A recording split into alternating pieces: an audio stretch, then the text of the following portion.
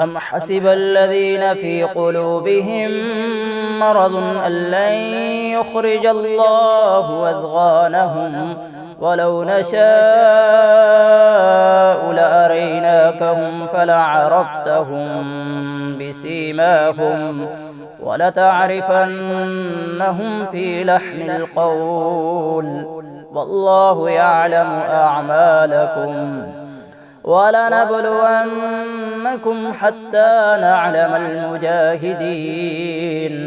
منكم والصابرين ونبلو أخباركم إن الذين كفروا وصدوا عن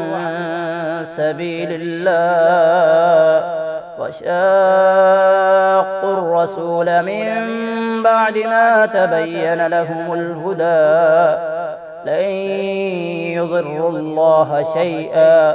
وسيحبط أعمالهم يا أيها الذين آمنوا أطيعوا الله وأطيعوا الرسول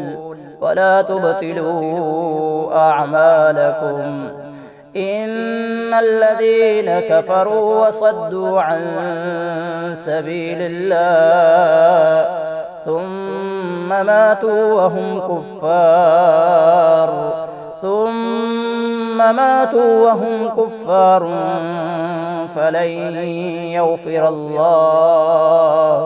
فلن يغفر الله لهم